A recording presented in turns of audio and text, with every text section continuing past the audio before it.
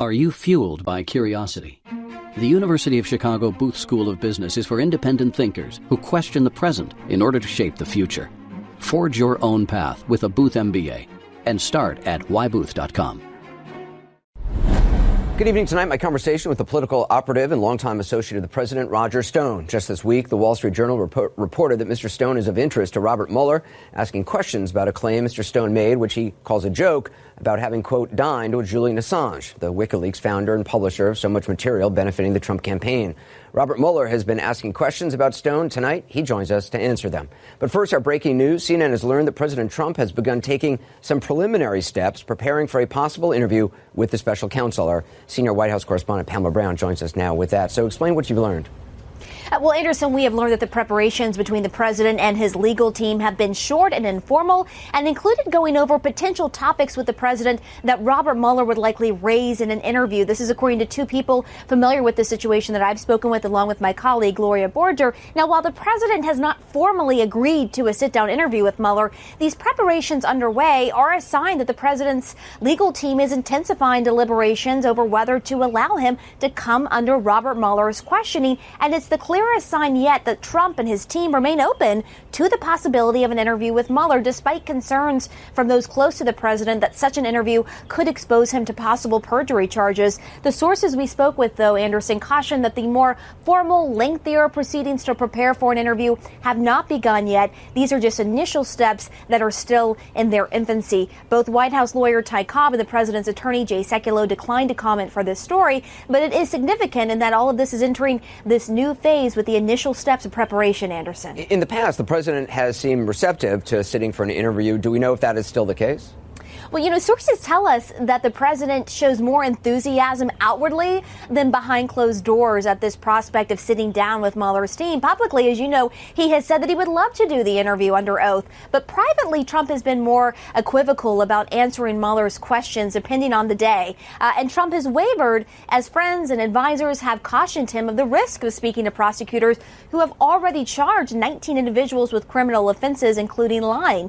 Now, multiple aides to the president continue to describe him as obsessed with the Russia probe, becoming increasingly agitated as details about the probe emerge. And Trump feels that this investigation undermines his presidency.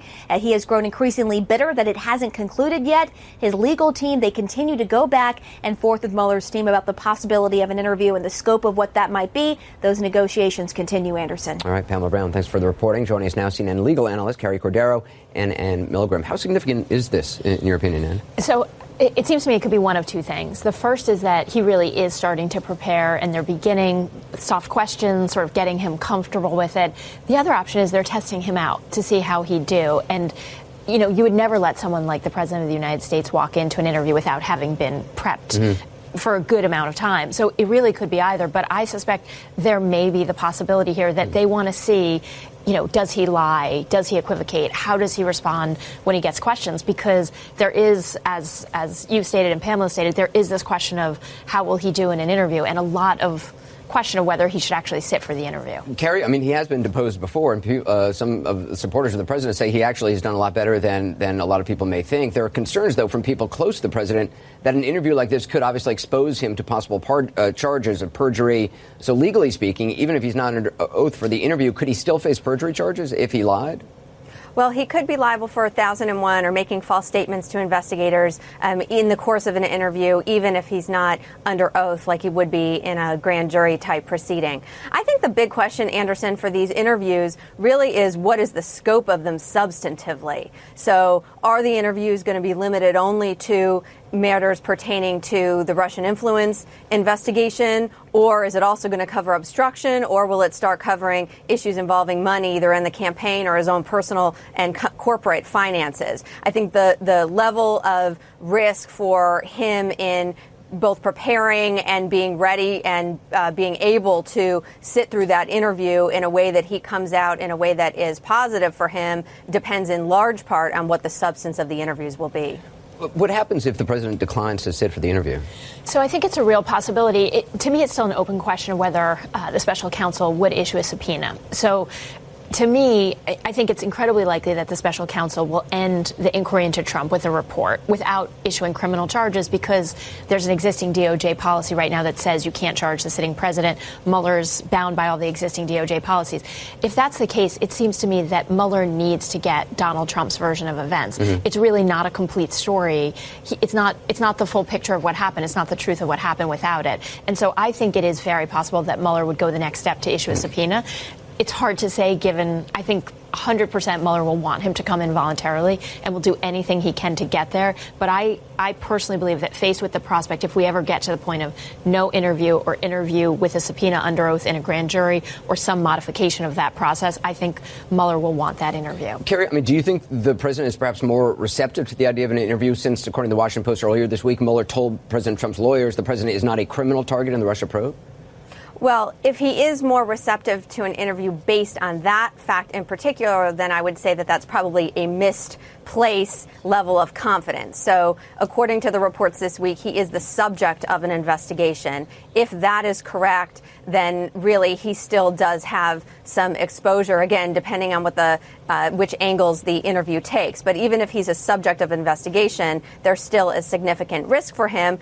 Again, sometimes we talk about is he exposed to perjury? That's only if he doesn't tell the truth. And investigators have other evidence that contradicts what his oral testimony or his interview results are. Gary Cordero and Milgram, appreciate it. Thanks very much. Now, a figure who has also reportedly drawn the interest of Robert Mueller, Roger Stone, was an early campaign advisor to his old friend Donald Trump.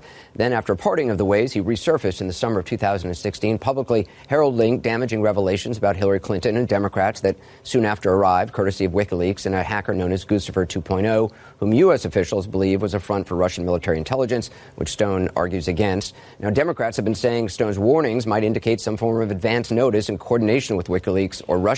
Mr. Stone has consistently and vehemently denied any wrongdoing. Roger Stone joins us now. Thanks so much for being with us, Mr. Stone. Appreciate it. Thank you for your kind invitation, Anderson. So this news, first of all, before we get to the whole WikiLeaks stuff, I just want to ask you about this news about the president, that he's begun initial steps of prepping for a possible interview with Mueller. In your opinion, should the president ever sit down with a special counsel? I have written and said on InfoWars repeatedly that I thought it was a perjury trap, that there's every possibility the special counsel is looking at some process-related crime that doesn't relate to Russia. I obviously believe the special counsel has a political bias, as demonstrated by the FBI text messages and emails that have surfaced and the political nature of this investigation. So I think it is very dangerous for the president to do so. I think Mr. Dowd, who I read had advised against this, was correct. Do you think there'd be a political Judge cost? Napolitano at Fox has advised against it. I think it's a bad idea. Would there be a political cost, do you think, for the president if he was subpoenaed by Robert Mueller, if he decided not to go voluntarily? I'm not an attorney, and I don't really understand the lines of authority. It was interesting to listen to the previous segment. I'm just really asking about his supporters. Would they care if the president was subpoenaed? I mean, would they think that? I don't think it would hurt him. No, I think the president is very, very strong and has intense support in his base. There's been no erosion in his position, and in fact, I think his approval rating is moving up as the economy moves up, and the prospects of a denuclearized Korea. I think all those things strengthen the president's hand. Would you like to see the president fire the special counsel? I mean, obviously, you believe he's politically biased. No, I actually think that would, from a political point of view, while there may be grounds to do so, I think it would allow the president's detractors to argue, oh, well, he has sacked Mr. Mueller because Mueller was on the verge of finding Russian collusion or conspiracy or coordination, which I don't believe is the case. No, I have suggested that the president should fire Mr. Rosenstein, who, because of his role in approving the surveillance of the Trump campaign on the basis of essentially a falsified dossier. And I think that the president should direct the attorney general to appoint a special prosecutor to look at both the FISA abuses and also at Uranium One, which may be the largest financial treasonous crime in American history. Do you think the attorney general should be replaced? Obviously, the president has been publicly, I don't know if humiliating is the right word, but certainly, has had some tough words for him over a long period of time. Now, I have been deeply disappointed in the Attorney General, and I have already said, again, commentary for InfoWars and at the Stone Cold Truth, that I think that the president should dismiss his Attorney General. Have you had any contact at all with Mueller's office at this point? I have not. Would you agree to sit down for an interview? I would need to know a great deal more about what they wanted to talk about. I mean, right now in the mainstream media, we have an ongoing story which is not new, pertaining to this email. And if I didn't know better, Anderson, I'd say that Sam Nunberg was trying to frame me. Sam Nunberg talked about saying that Mueller asked him questions about you, about this email that you sent him about dining with Julian Assange. I want to get to all of that. We got to take a quick break. Roger, we'll have more with you in just a moment. We'll talk much more about Roger's relationship or lack thereof with Julian Assange. And the question the special counsel reportedly wants to know more about: was it face-to-face at a crucial moment of the campaign for both candidates and for the hostile foreign power who was trying to shape the outcome? More on that ahead. The right sheets can take your sleep and your style to the next level. With Boll & Branch, the upgrade has never been more affordable. Every set is crafted from 100% organic cotton. They get softer and softer over time. That's why they have thousands of 5-star reviews, and even 3 U.S. presidents have Boll & Branch sheets. Try them for 30 nights, and if you don't love them, send them back for a full refund. Go to bollandbranch.com today for $50 off your first set of sheets, plus free U.S. shipping with promo code CNN2. Spelled B-O-L-L and branch.com. That's bollandbranch.com, promo code CNN2. Well, of all the stories about Roger Stone, political exploits, allegations of dirty tricks, there are a few he actually denies. He has, over nearly half a century in politics, often relished the role of provocateur. However, there's one piece of alleged campaign maneuvering he has taken pains to disavow: the notion that he has done anything wrong with respect to WikiLeaks, release of hacked emails, or with Russia. The Wall Street Journal is reporting that Robert Mueller wants to know more. I'll ask Roger Stone about it, but right after Randy Kaye sets the stage.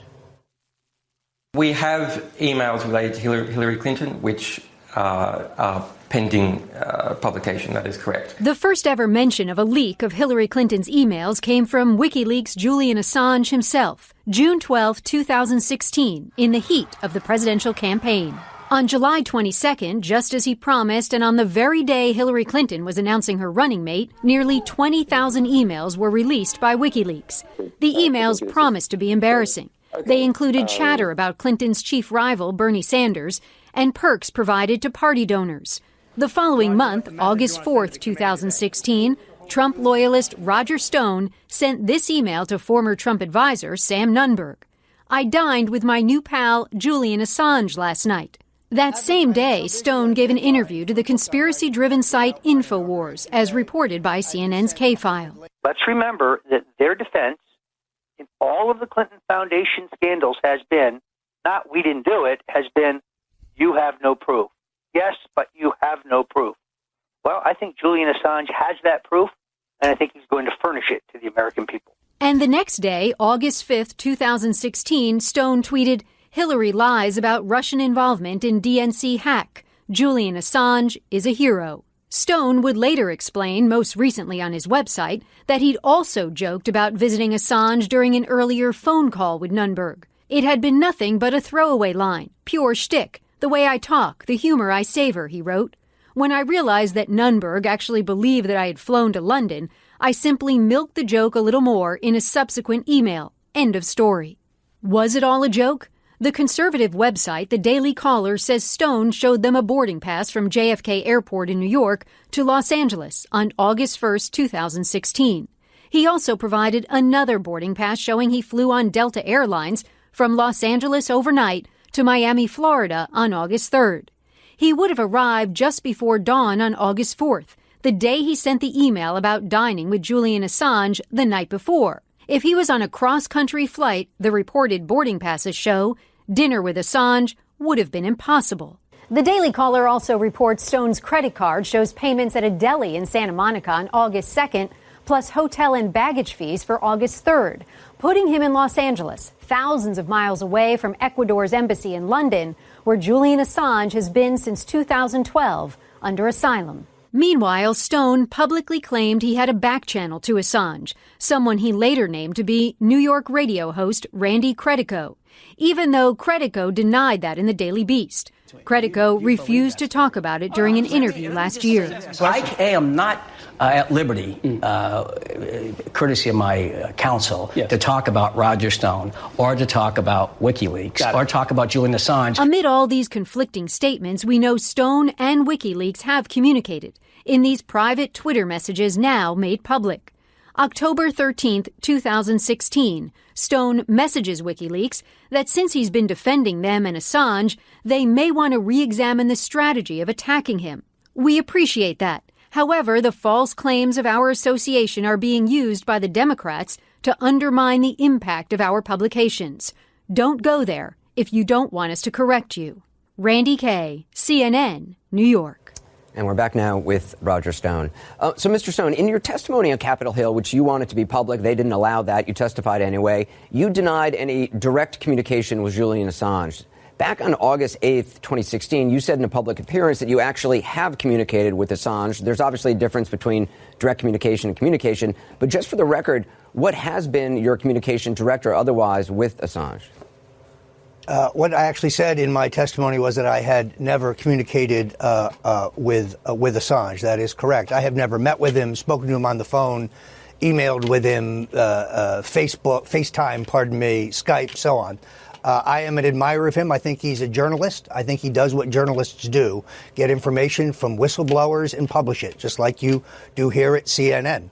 My speech before the Southwest Broward Republican Club, in which I speak of communication, refers, as I said under oath to the House committee, to a confirming source. In this case, I called him a back channel because it was dramatized in a speech, but back channel intermediary confirming source, right, who told me that, yes, indeed, and this is someone who was close to people on the WikiLeaks legal team, that indeed what Assange told CNN in June was accurate, that he had substantial and devastating information that would roil the campaign. Yeah. He did, and it did. Yeah, I mean, you have used that term back channel a lot, back channel communication. As recently as last night on Fox, I think you referred to him, this radio guy, as a middleman, a back channel, an intermediary, a confirming source. Back channel, though, does imply a flow of communication, or an intermediary usually passages, messages, or information back and forth. So was there an actual exchange of information between you and Assange through this back channel? You can argue that there's some hyperbole, but no more hyperbole than CNN last night saying that my interview with Alex Jones was recently unearthed or newly discovered when it's been on YouTube and on their website for the last 8 months. But there was. I guess I'm just asking: was there any exchange of information between you and Julian Assange through an intermediary? I'm sorry. Yes, let me answer your question. I had no advance notice of the content, source, or exact timing of the WikiLeaks disclosures, including the allegedly hacked emails. I never received anything whatsoever from WikiLeaks, Julian Assange, anyone associated with them, or anyone else, including allegedly hacked emails, and passed them on to Donald Trump. So did you ever give anything to Julian Assange? No, I did not. Okay. The email that you sent Sam Nunberg, where you said that you had dinner with Assange, you also said it on the phone to him, as we said in Randy's piece, as a way to end a lengthy, boring conversation, essentially. You said it was a joke. I'm just wondering, I mean, of all the things to joke about, why that? How does that get you off the phone faster? If anything, I would think if somebody said to me, oh, I'm having dinner with Julian Assange, I would stay on the phone with them longer. Look, Assange and what WikiLeaks did and did not have was being played out in the political media around the edges of the campaign. It was a hot topic. You have to understand, Sam is somewhat neurotic. He would sometimes call you 30, 40 times a day, often with nothing to say other than what's going on. When you let his phone calls roll over to voice message, he would become very agitated with you. It was a throwaway line. My passport, customs records, airline records, the security cameras at the Ecuadorian embassy would demonstrate that no such trip was made. I did produce airline tickets and so on. Here's the one thing that I got right, Anderson. When I was in West Hollywood, I stayed at the London Hotel. Have you been in any communication with others who've been in touch with Assange? I mean, it's known Nigel Farage visited the Ecuadorian embassy, Pamela Anderson. Have you been in contact with either of them? I have not. I would like to be in touch with Pamela Anderson, but I am not. You know what? I knew you were going to say that, actually. Even as I was writing the question, resist. I knew that was going to be the answer. So you've revealed some public tweets and private direct messages communicating with Guccifer 2.0, which is an entity the U.S. government says was controlled or operated by Russian military intelligence. I know you say you don't really believe that. The tweets and the DMs that have been publicly reported, are they the sum total of all your communications with Guccifer 2.0? Yes, absolutely. As you know, this entire communication, which I released, although it is interesting that media organizations knew it was there, hard to know since it's supposed to be proprietary, unless, of course, you'd been hacked. Remember that the New York Times reported on January 20th of 2017 that I was the subject of a FISA warrant, along with Paul Manafort and Carter Page. The Times has never retracted that. Ed Klein reports it in his most recent book from independent sources. I know that the government is denying that in the back and forth between Manafort and the government. You believe they've been monitoring his legal situation. So what I'm saying is I don't know to what extent all of my emails and communications may have been monitored. There is reporting that U.S. investigators traced the Guccifer's computer directly to the GRU headquarters in Moscow. Isn't it a problem to be in contact with Russian agents while they were trying to influence the election?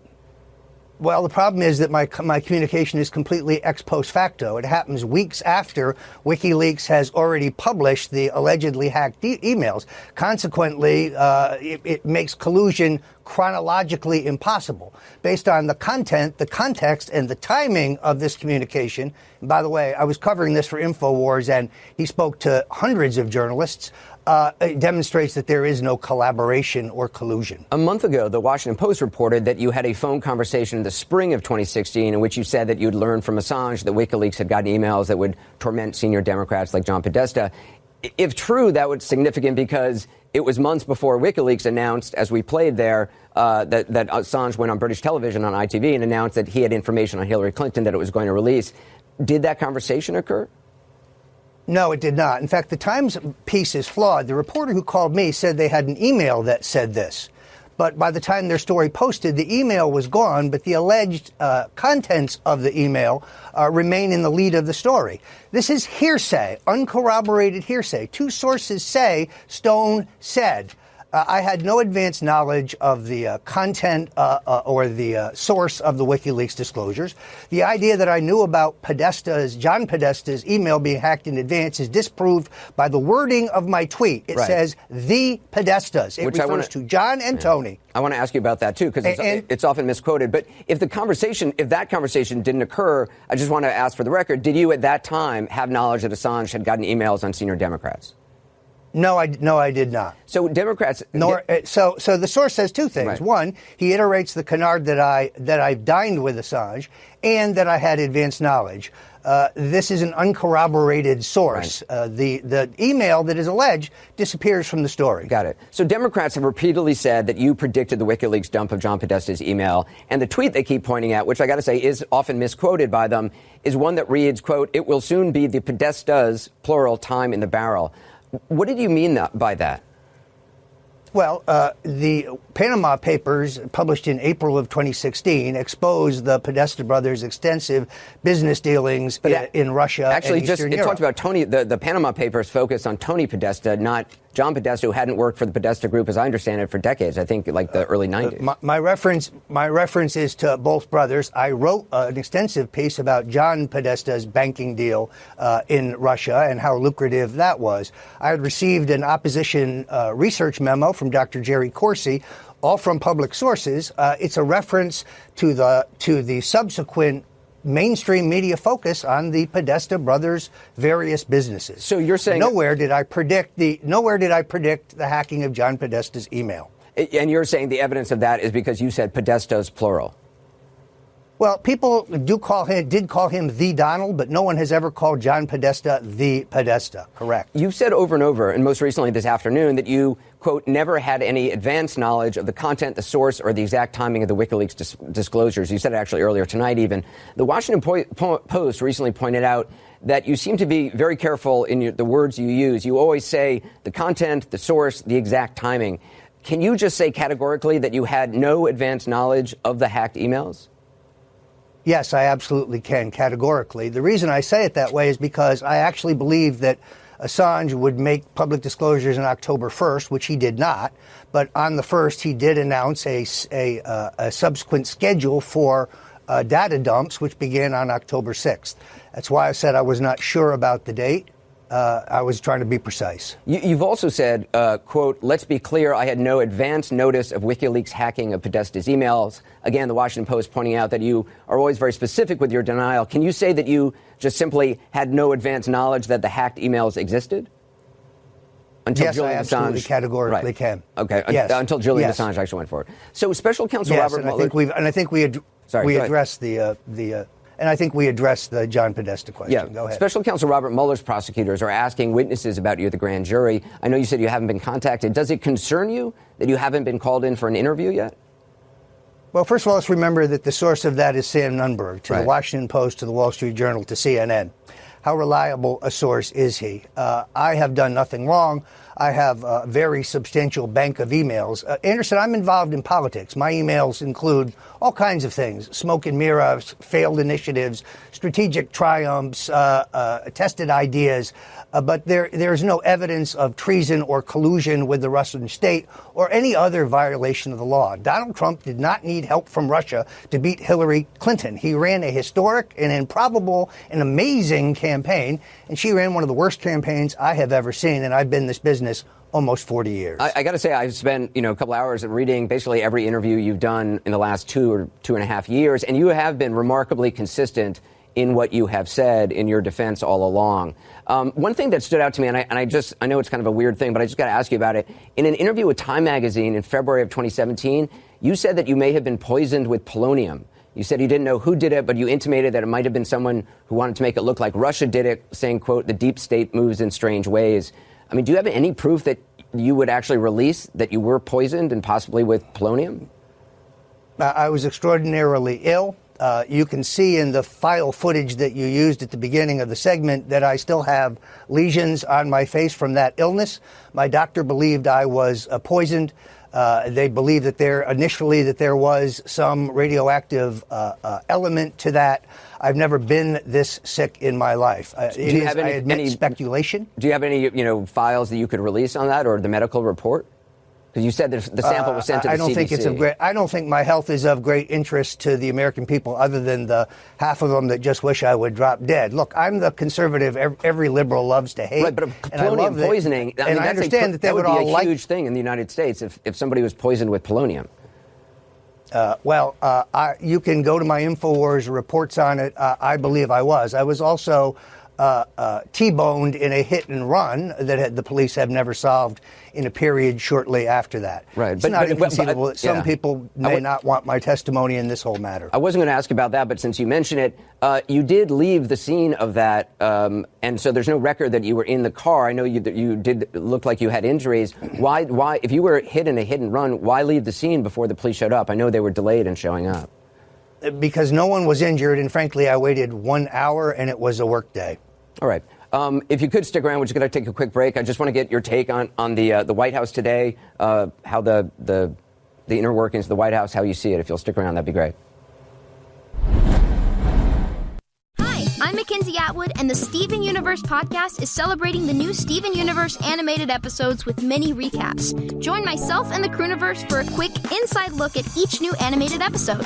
The podcast fun starts April 17th. Watch the animated episodes on Cartoon Network, and then learn more about them on the Steven Universe podcast. Subscribe for free at Apple Podcasts or wherever you listen to podcasts.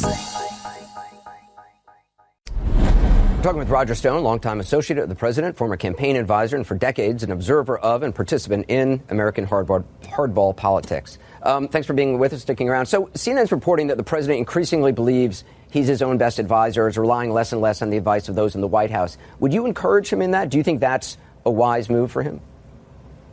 Yes, I say let Trump be Trump. Look, he is run the most improbable and brilliant political campaign in American history, based on all of the measurements of the things that we think are necessary.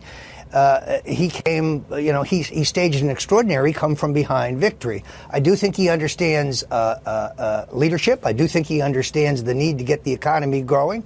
You've got a 100% increase in GDP. We're getting 3% economic growth. The appointment of Larry Kudlow, I think, will ultimately help the president make this economy cook. I think that increasingly he has found his sea legs and he's doing what presidents do. If there's a convoy of illegals heading for our border, he's prepared to use American troops to repel them. That's leadership. It does seem like often, though, he gets kind of ahead of where the policy actually is. I mean, he'll say something and announce, and it seems like there's a lot of people in his administration having to scramble to suddenly catch up.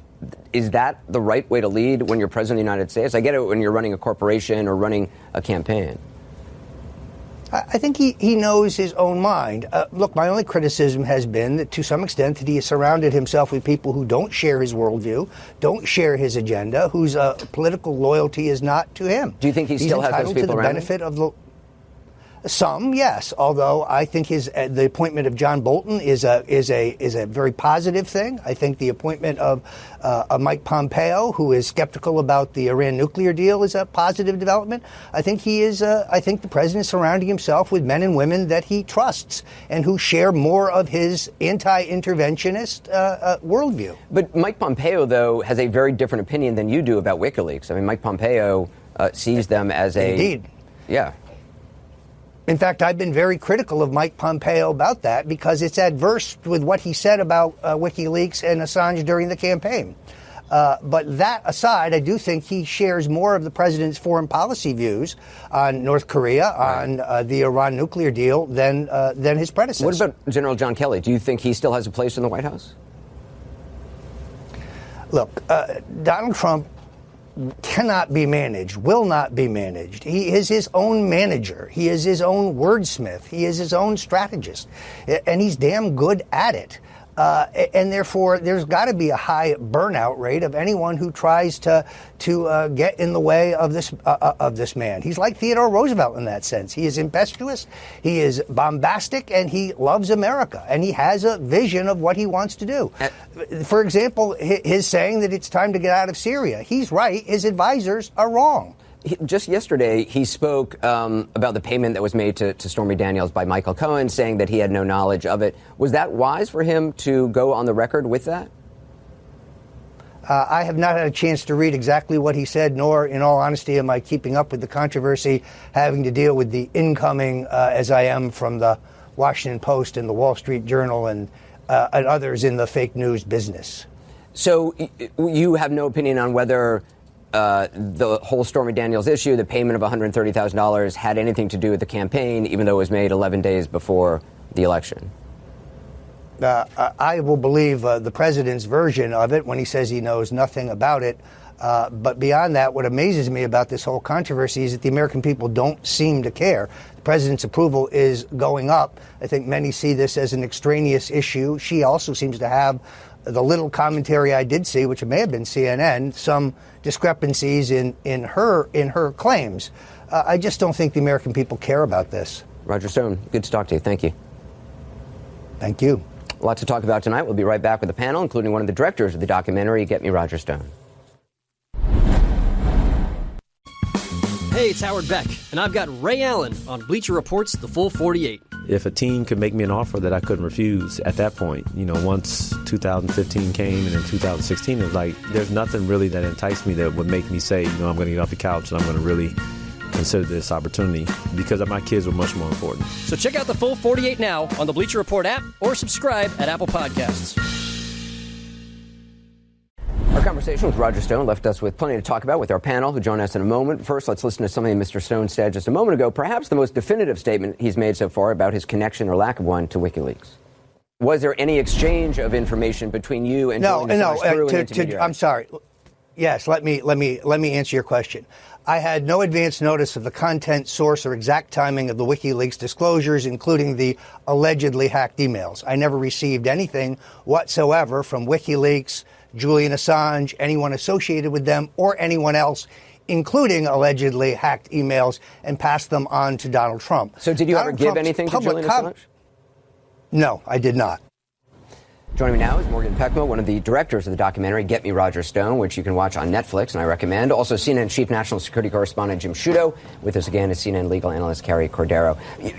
It is, when you read all of the things Roger Stone has said over the last 2+ years, as I've been doing all day long, he has been remarkably consistent. That's absolutely true, Anderson. He's been saying the same thing all along. And as you pointed out, it's very possible that he got the information for those tweets from the public record. And it's also true that his tweets were erroneous to a degree. Our camera crew was with him on the day of his tweet where he said, Wednesday, Hillary will be done.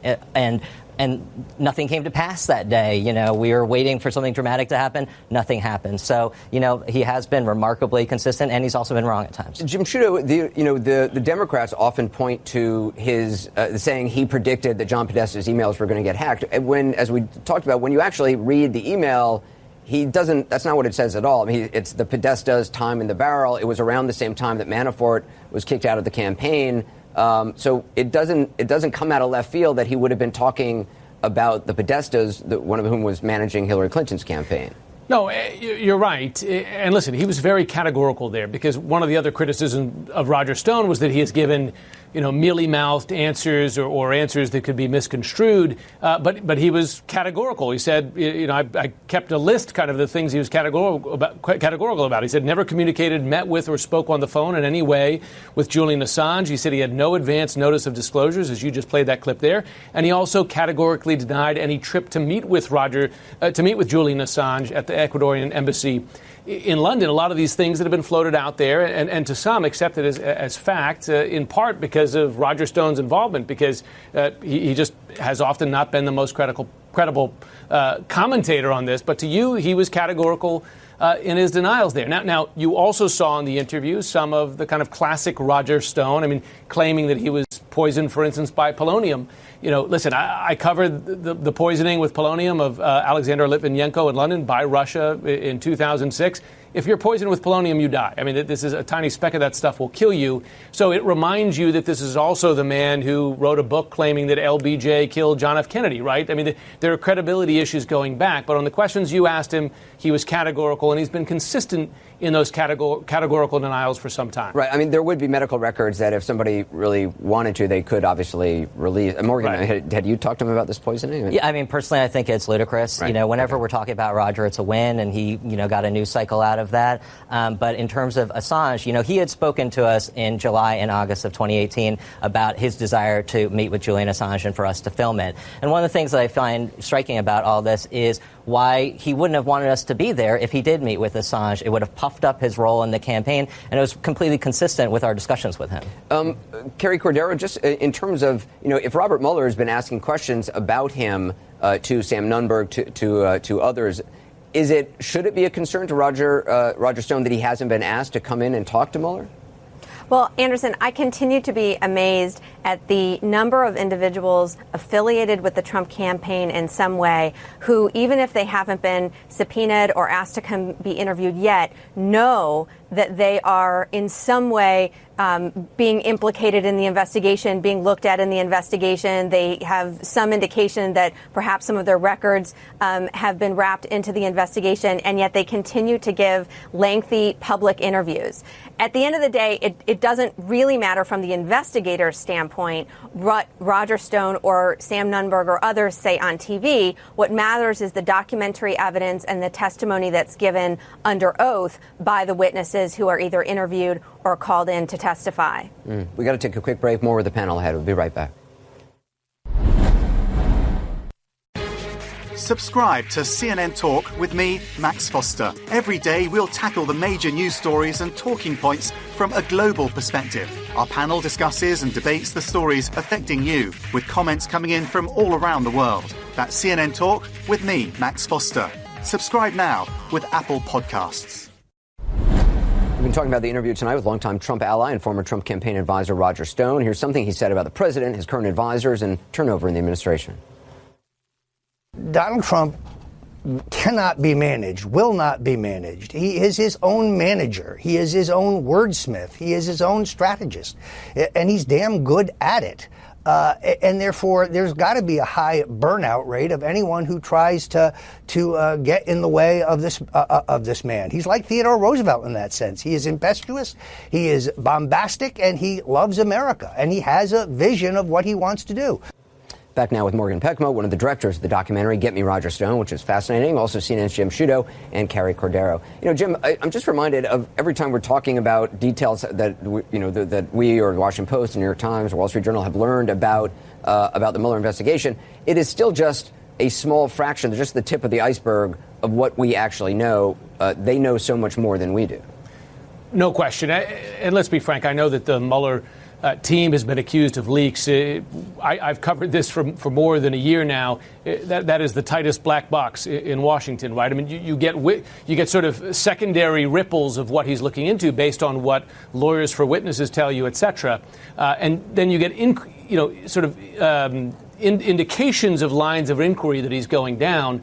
But what evidence he's found down these lines of inquiry, that is very much an open question. We know he's asking about Trump's financial dealings. Has he found financial crimes? We don't know. We know he's still asking about the possibility of collusion, foreknowledge of the hacked emails, et cetera. Has he found evidence of collusion? We don't know. And that's the thing. When he releases that report, that's really when we're going to know the answer to those questions. You know, I'm interested. When you made this film, so you spent a lot of time with him. Clearly, it seems like some of the things he has said in the past were to puff himself up, to make himself seem more important to others, perhaps in the campaign or around him. And it's very easy to look at some of the things he said as suspicious. You can also look at them as just kind of bragging and made up.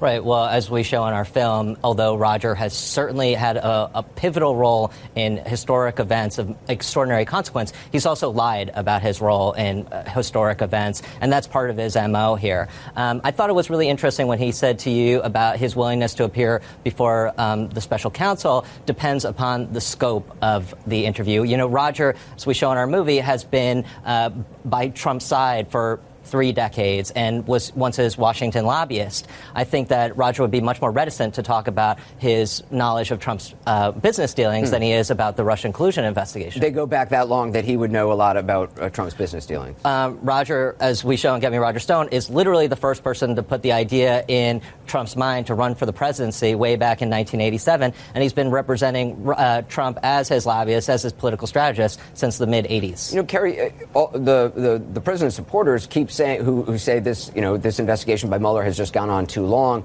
keep saying, look, we haven't seen anything come out of it. It's been going on for more than a year. It's an argument I don't quite understand, because generally you wouldn't see anything come out of an investigation until the investigation reaches its conclusion. And obviously we have seen indictments on Russians and obviously the actions against Paul Manafort and others.